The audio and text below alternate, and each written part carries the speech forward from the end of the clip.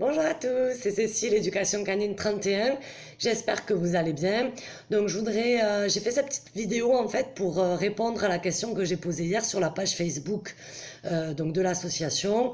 Donc je vais la relire pour tout le monde et on va lire ensemble quelques petites réponses qu'on a eues et puis je vais essayer de répondre un peu à tout le monde. Donc voici, c'était la question, c'est vous offrez pour la première fois un os à votre chiot de 4 mois. Il vous grogne quand vous essayez de lui reprendre. Comment réagissez-vous? Voilà un petit peu. Donc j'ai eu une quinzaine de réponses, enfin de commentaires du moins. Donc la réponse intéresse pas mal de personnes et je pense va en étonner beaucoup. Alors, je vais commencer par quelques réponses. Alors, je vais pas forcément citer les noms, mais j'ai quelqu'un qui me met moi perso, je le reprends en ne lui laissant pas le choix pour le poser à côté en lui disant non d'un ton ferme. Ensuite, j'ai Marion, voilà, lui reprendre pourquoi. Le mieux, c'est de lui donner et de le laisser tranquille. Alors ensuite, qu'est-ce que j'ai d'autre? Je procède par échange, un os contre quelque chose de plus stimulant et que le chiot aime beaucoup, genre une friandise. Top. Ensuite, j'en avais une qui était sympa aussi. Ah voilà. Je reprends l'os, je suis le chef de meute, l'alpha. Je dois pouvoir disposer de tout, nourriture ou autre, comme je le décide, et non pas quand mon chien est disposé. C'est surtout un élément de sécurité. Imaginez qu'il mange quelque chose de nocif pour lui, empoisonnement ou intoxication, ou juste quelque chose qui n'a pas à manger. Le chien malheureusement ne fera pas la différence, mais vous oui, et vous devez pouvoir intervenir à n'importe quel moment. J'ai une autre personne qui me met « Laissez-le manger tranquille, pourquoi l'embêter ?» Voilà, alors j'ai eu pas mal de choses qui se rapprochent un petit peu. Hein. Alors moi, je vous trouve super courageux en fait les gens. Voilà. Moi c'est vrai que si mon chien me grogne, j'ai tendance à plutôt reculer. Parce que ça me fait peur et que j'ai peur qu'il me grogne parce qu'un chien qui me morde, pardon, parce qu'un chien qui grogne, ça veut dire qu'il va vous mordre si je continue ce que je suis en train de faire. Donc je pense que c'est facile parce que c'est des chiens, mais si je vous mets dans une cage avec un lion qui vous grogne parce qu'il a son os dans la bouche, je sais pas trop ce que vous allez mettre en place en fait. Soit fuir, soit lui prendre son os, dis donc, il n'a pas à grogner. Donc on voit bien vite la limite en fait du raisonnement de l'humain avec l'animal, et surtout les chiens. Faut pas oublier que ça reste un chien. Moi, j'approuve beaucoup les réponses, on le laisse tranquille. Franchement, ça fait des années qu'on nous dit, j'ai toujours entendu quand j'étais petite, un chien qui dort ou un chien qui mange, on le laisse tranquille. Et c'est vraiment un principe qui a été perdu là ces dernières années. Pourtant, c'est un principe très important. C'est le meilleur moment de la vie, la journée du chien, et je pense que c'est important aussi de comprendre que lui aussi il a besoin de ces moments de paix et de tranquillité avec ce qu'il aime faire, manger ou gronger ou dormir. Voilà, bon après, si vous insistez vraiment sur le fait qu'il faut que le chien, je puisse lui mettre les doigts dans la bouche et que je puisse avoir vraiment une confiance certaine en fait qu'il se laisse faire, voilà c'est un peu l'idée, qu'il coopère au maximum au niveau de l'alimentation. Alors déjà la première chose c'est quand j'ai un petit chiot, quand il est en train de manger de sa gamelle et que je lui retire à chaque fois de la nourriture ou que je l'embête, que je le titille, que je reste là, que... le chien le prend ça pour du négatif en fait, il apprécie pas tellement lui parce que c'est lui enlever de la nourriture, l'embêter, ça peut être un moment stressant pour lui, donc forcément la prochaine fois si vous lui donnez quelque chose qui a plus de valeur que ses croquettes, il est possible qu'il vous grogne. Faut pas oublier que le grognement c'est un moyen de communication du chien et c'est un moyen de vous prévenir que si vous continuez, il pourrait vous mordre. Donc si on l'empêche de prévenir, la prochaine fois il va aller mordre immédiatement puisque on l'a empêché de prévenir, grogner, j'ai une réponse de mal-être en face, donc maintenant je vais mordre immédiatement pour être tranquille. Faut pas oublier que le grognement sert à vous prévenir, à vous faire fuir.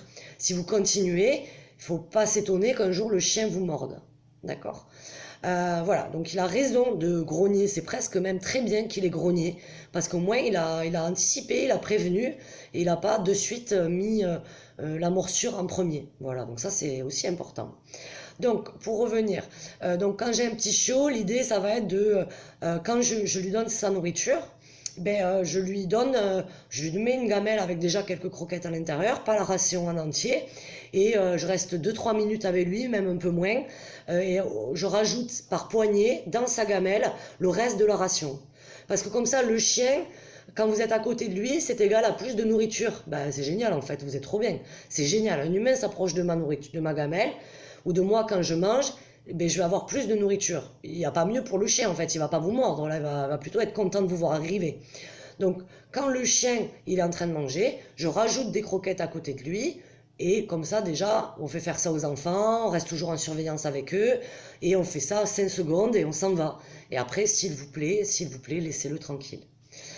Après, moi, quand j'étais petite, quand on donnait quelque chose à quelqu'un et qu'on lui reprenait dans les mains, on m'a toujours dit reprendre c'est voler. Et voler, c'est pas juste et c'est incohérent et ça n'existe pas dans le monde du chien. Donc quand les chiens entre eux ne se volent pas les choses dans la bouche, ça ne se fait pas.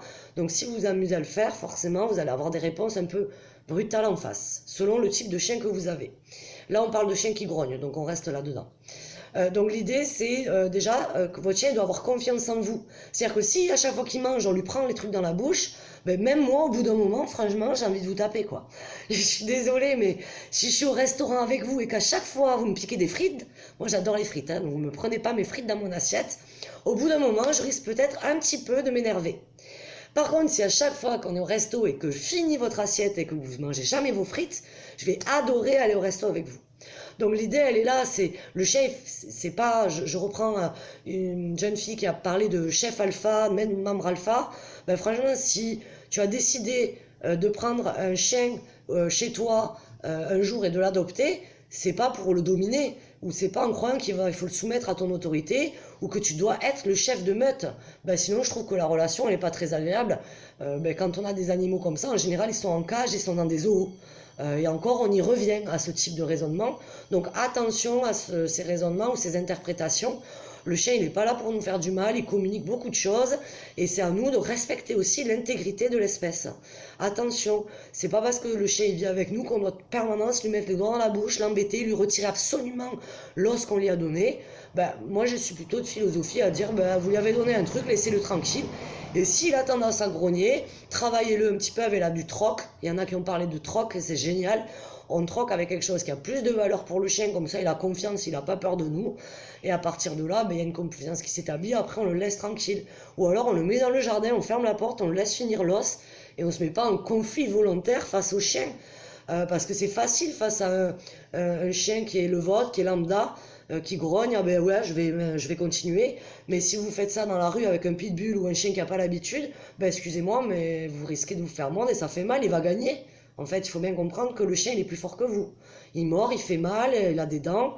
Et si vous voulez vous mettre en conflit là-dedans, en fait, vous allez perdre. Je suis désolée. Ou alors, vous allez devoir faire mal à votre chien, lui faire peur, et vous mettre dans une relation de force avec lui. Et à partir de là, ben, vous cassez beaucoup de choses en lui, en fait. Donc, il faut bien comprendre que le chiot qui grogne, je l'applaudis, bravo.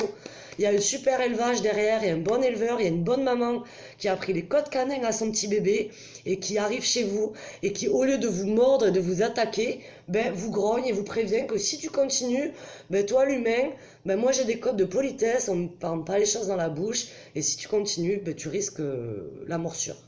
Et donc le chien qu'on engueule, qu'on gronde, etc. et qui en plus se fait tout petit parce qu'il vous voit énervé, il comprend pas pourquoi, mais il a juste très très peur de vous. Et du coup, comme il se sent énervé, il essaie de tout faire pour vous apaiser. Ben, en fait, il ne comprend pas votre nom, il ne comprend pas pourquoi vous le grognez, parce que pour lui, il n'a rien fait de mal, parce que la morale chez le chien n'existe pas. Le bien, le mal, la punition n'existe pas dans le monde des animaux. Donc du coup, ben, lui, il a juste peur sur le moment. Donc il risque la prochaine fois de réitérer le grognement et peut-être d'être encore plus dans la puissance pour être tranquille. Ou alors il va s'effacer complètement et subir en permanence votre volonté de vouloir contrôler votre animal tout le temps, tout le temps, tout le temps, de vouloir toujours diriger tout, de pouvoir tout lui faire et qu'il puisse tout subir. Ben là, on n'a pas de super relation. Donc attention, attention, prenez du recul sur votre chien. C'est un animal, il ne faut pas l'oublier, même si, bien sûr, on est très attaché à eux. Mais il faut si on les aime, et si vous l'aimez vraiment, vous devez aussi respecter le fait que c'est un chien, qu'il peut grogner, baver, perdre ses poils, être malade, et qu'il a aussi son tempérament, sa personnalité, et souvent une protection de ressources. Il adore des choses, d'autres moins. C'est sa personnalité, et je pense qu'il est important de respecter cela. Voilà, moi ça m'est jamais arrivé personnellement, mes chiens ont toujours eu confiance en moi. Je peux faire ce que je veux avec autour de leur gamelle. Je crois que je pourrais même m'asseoir dedans que ça les dérangerait pas trop parce que je les ai jamais embêtés en fait. Je j'ai jamais porté d'attention finalement à ça et finalement voilà ils s'en fichent. J'ai jamais voulu récupérer un os de boucher que je leur ai donné parce que c'est leur moment à eux et c'est pour le moment pour être tranquille aussi en fait. Donc je leur donne leur os et puis allez faire votre vie, je fais la mienne et bonne journée à tous quoi. Donc vous prenez pas la tête et oubliez que votre chien il est là pour vous mordre et pour vous faire du mal. Il faut des fois regarder de l'autre côté. À bientôt!